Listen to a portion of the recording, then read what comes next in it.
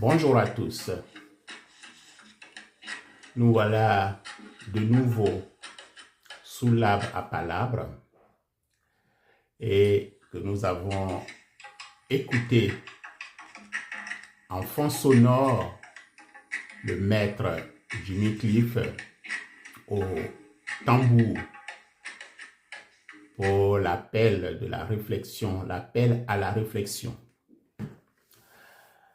Nous allons poursuivre justement cette réflexion sur le cerveau, l'organe le plus puissant, ou je dirais l'arme la plus puissante que le Créateur nous a dotée en tant qu'espèce humaine. Nous allons poursuivre d'autres réflexions là-dessus, mais nous allons quand même voir, étudier sur la structure de cet organe-là, rappeler, parce qu'à la dernière vidéo, à la dernière intervention, je disais que nous allons réfléchir pour les séances prochaines sur l'utilisation de cette arme-là, comment nous, communauté africaine, communauté noire, comment nous allons utiliser cette arme dans ce qu'on appelle l'intelligence commune pour asseoir notre respect. Parce qu'en fait, nous ne devrons pas chercher à être aimés des autres communautés. On ne cherche pas à se faire aimer. On ne cherche pas à faire pitié. Parce que chercher à se faire aimer, c'est faire pitié. Dans le règne animal, et pour ce qui nous concerne, nous les êtres humains, dans notre communauté, dans nos rapports, dans notre existence, dans la vie même sur cette planète Terre, il faut s'imposer. Il faut imposer son respect. On ne cherche pas à se faire aimer. On ne cherche pas à faire pitié. On ne doit pas chercher à faire pitié. On doit s'imposer. La vie est une question de rapport, de force. L'univers même est organisé comme ça. Donc, ce qui nous manque, nous, pour pouvoir imposer notre respect, puisque jusqu'à ce jour, nous sommes la dernière communauté humaine sur toute la Terre. Un noir peut être tué, il peut être inquiété, sans qu'il y ait une représailles, sans qu'il y ait un retour. Donc, du coup, nous sommes la communauté la plus fragile. À mon avis, c'est parce que nous n'avons pas installé ce qu'on appelle l'intelligence commune. Cette intelligence commune-là, cette manière de faire dans une communauté, dans un groupe qui fait que des petits insectes comme les fourmis, les termites, sont organisés dans une société structurée et ces insectes-là mènent des combats, mènent des guerres pour s'imposer, défendre leur territoire, défendre leur communauté. Nous, les Noirs, nous n'avons pas ça. Quel est le lien avec Apende? Apende, cet espace, la réflexion, c'est la tradition africaine. La tradition authentique africaine qui est basée sur la spiritualité. Bref, nous allons revenir sur ces aspects. Mais aujourd'hui, essayons de voir quelle est la particularité de cet organe qu'on appelle le cerveau et qui est le support matériel justement de cette intelligence-là, de ce qu'on appelle l'intelligence. La dernière vidéo, enfin l'avant-dernière vidéo, je parlais de la particularité du cerveau. Nous allons réfléchir un tout petit peu. Le cerveau est l'un, sinon l'organe noble du corps humain. Parce qu'en médecine, on a classé un tout petit peu les organes. Tous les organes ont de l'importance. Même l'appendice au niveau du tube digestif, qu'on dit non important, qu'on peut enlever.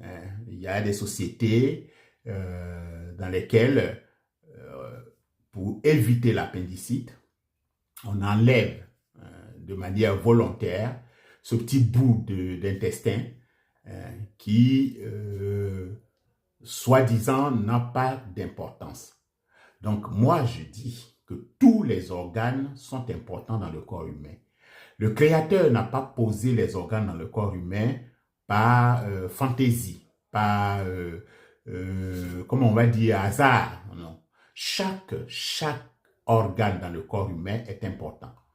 Cependant, il y a des organes qui sont au-dessus des autres, si je peux me permettre cela. Et donc, le cerveau est le chef d'orchestre de l'organisme. Le cerveau est le maître absolu. Je reste dans l'espèce humaine, hein, nous parlons de nous. Le cerveau est le chef d'orchestre du corps humain.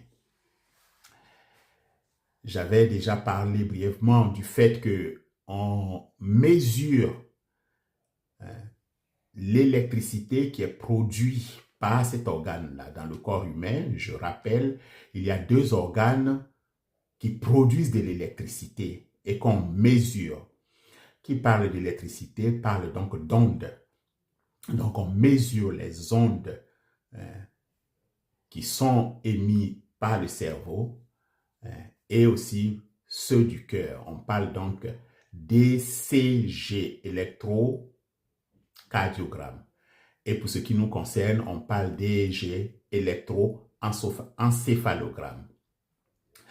Ces 2 organes qui, pour moi, sont les 2 pilotes, hein, mais il y a le pilote principal et il y a le copilote. Pour moi, le pilote principal du corps humain, c'est le cerveau. Et son copilote, c'est le cœur.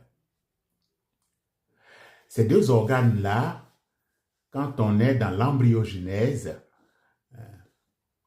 donc ces 2 organes, l'embryogenèse, c'est comment vous dire? L'embryogenèse, c'est la fabrication, c'est l'organisation des différentes parties du corps, des différents organes, des différents systèmes, des différents tissus après la fécondation. Donc, à l'embryogenèse, c'est-à-dire après un rapport sexuel, je reste toujours dans le cadre humain, hein, un rapport sexuel humain, quand les différentes cellules, c'est-à-dire le patrimoine du père apporté par le spermatozoïde qui fusionne avec le patrimoine de la mère qui est dans l'ovule, quand c'est fait, alors la vie s'organise. Le nouvel individu grandit, enfin, les cellules se multiplient à une très grande vitesse et les cellules vont se différencier, ce qu'on appelle la différenciation. Les différents tissus vont s'individualiser, vont s'identifier et se mettre dans le développement, dans la fabrication, dans la maturation du nouvel organe, du nouvel être qui va naître.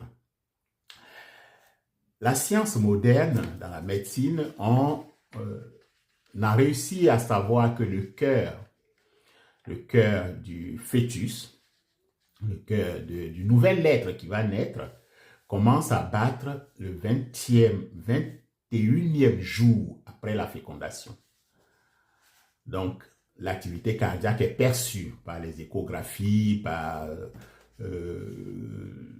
les IRM, c'est-à-dire l'imagerie animée. On voit donc l'activité cardiaque à partir de la 3e semaine de vie. Et le cerveau, c'est-à-dire le chef d'orchestre en personne, commence donc son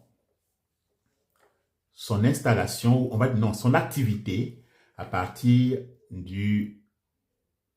entre le 6e jusqu'au 8e semaine de la vie intra-utérine. À partir de là, Quand on va dans la maturation, alors le cerveau prend le dessus sur le cœur. Le cerveau prend bien sa place de chef d'orchestre. Il va se structurer, son installation et sa maturité dans l'espèce humaine va se poursuivre progressivement jusqu'à se stabiliser ou à finir complètement aux alentours de 30 ans. Dans certaines études, on parle même de 35 ans. À partir de là, le cerveau de l'être humain est complètement mature. Il est prêt à assumer toutes les fonctions de la réflexion, justement. Je ne parle pas de la résolution de problèmes mathématiques ou autres, hein, parce que déjà, le gamin qui rentre à l'école maternelle, il commence déjà à utiliser son activité cérébrale à haut niveau. Mais l'intelligence sociale, l'intelligence pour certaines choses est complètement installée à partir de 30 ans.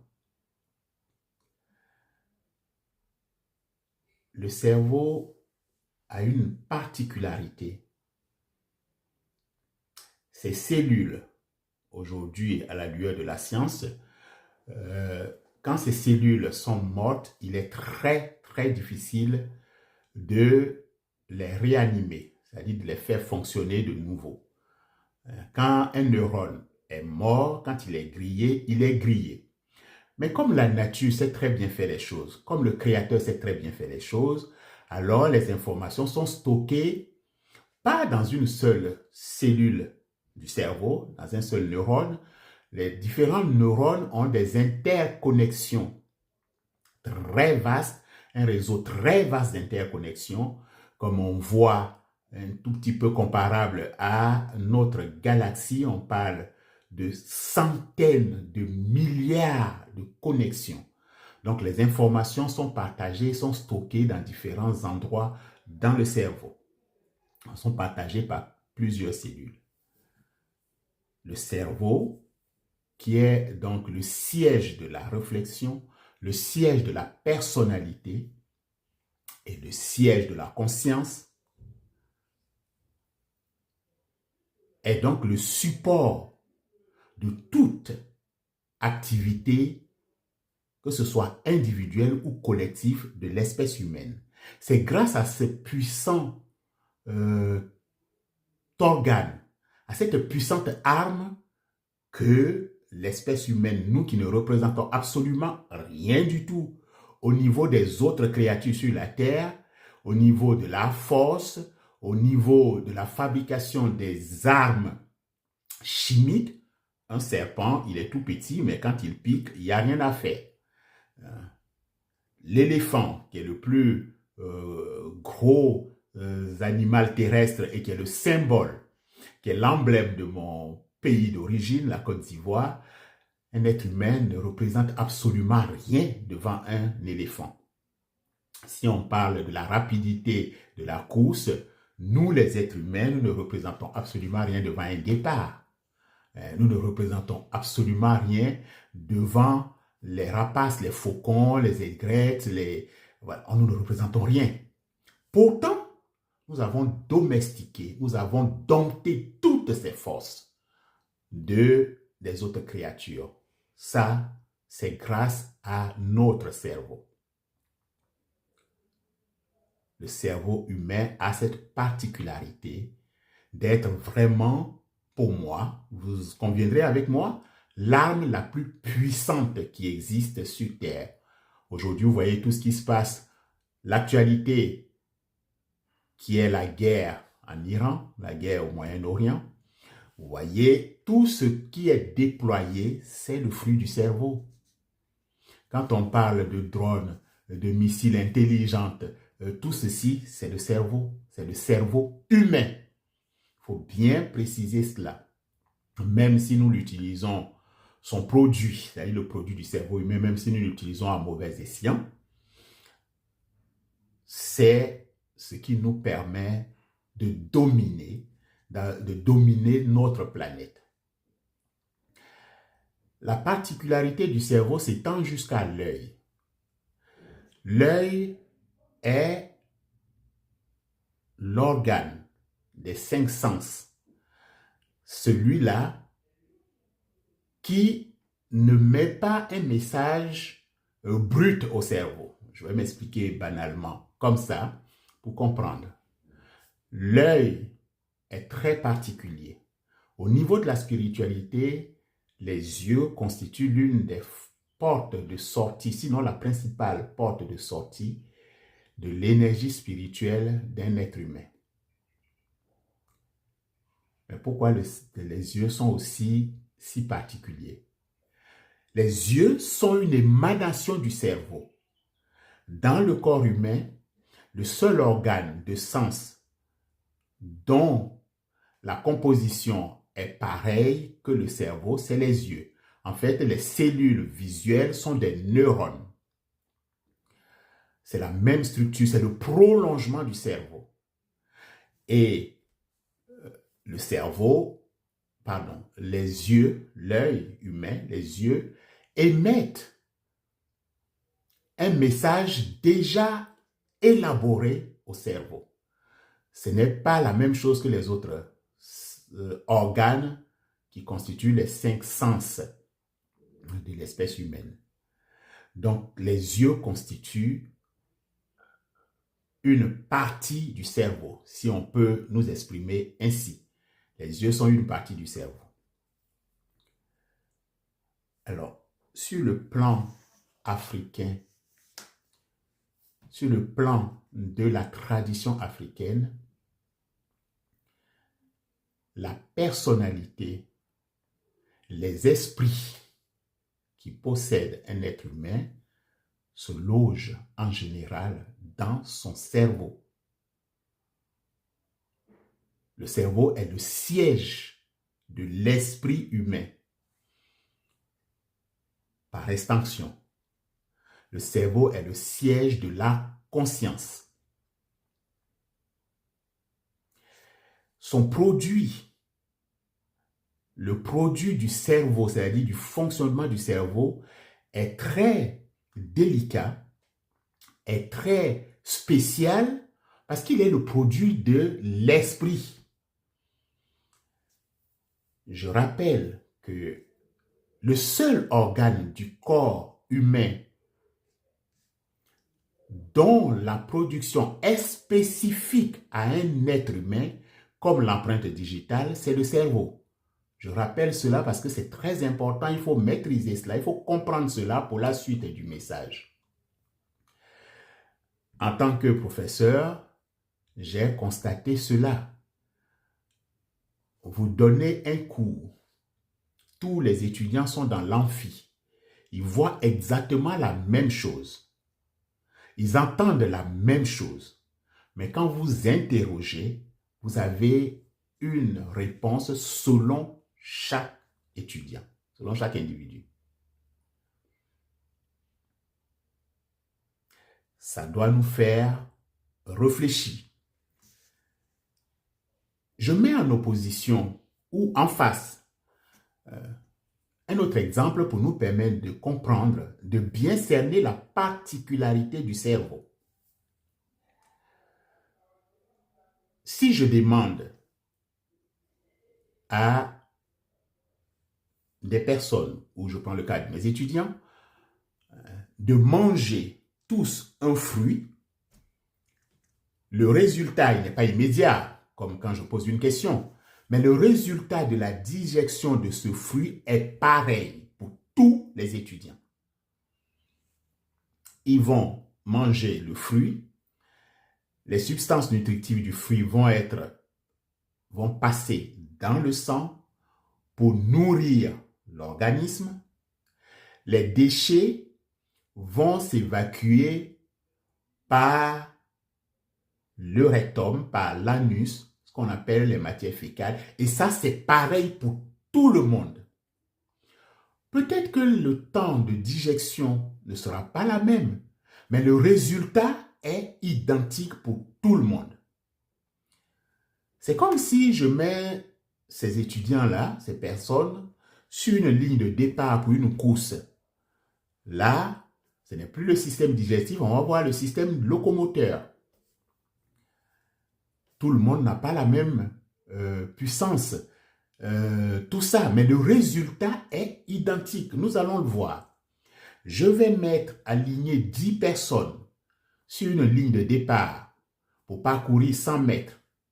Je vais donner le top départ. Toutes les 10 personnes vont arriver au point, c'est-à-dire à la ligne d'arrivée, ils vont y arriver.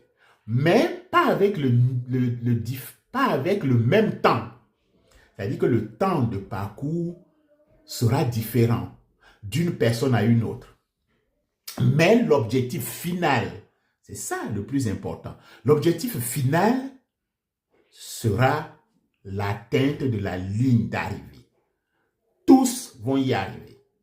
C'est-à-dire que le produit des muscles locomoteurs, le produit des muscles des jambes et des bras, du dos et tout ça, tout ce qui permet à la personne de rentrer dans la course et de courir, ce produit-là est identique. C'est-à-dire le fonctionnement de tous les systèmes, de tous les organes qui vont rentrer en ligne de compte pour cette course, le produit est identique. Contrairement au cerveau, je me répète, vous posez un devoir de mathématiques, vous allez avoir les mêmes résultats, mais les raisonnements seront différents. Quand nous quittons là, c'est ce qu'on appelle les sciences dures, quand nous allons vers les sciences molles, c'est-à-dire par exemple la philosophie, quand vous posez un devoir de philosophie, si vous avez 30 élèves ou 30 étudiants, vous aurez 30 productions, vous aurez 30 productions complètement différentes. Donc le cerveau est le seul organe dont la mise en route, le fonctionnement produit un résultat spécifique à un être humain. Je vais m'arrêter là pour aujourd'hui. J'espère avoir vos retours, vos remarques, vos observations pour approfondir la réflexion. Et dans les prochaines vidéos, nous allons utiliser, nous Africains, Noirs, nous allons utiliser notre cerveau pour nous faire respecter notre cerveau de manière collective, c'est-à-dire l'intelligence collective. Nous allons l'utiliser, nous allons apprendre à l'utiliser pour imposer notre respect en tant qu'être humain, pareil que tous les autres sur cette planète. Merci infiniment, chers membres de l'Assemblée sous l'arbre à palabre.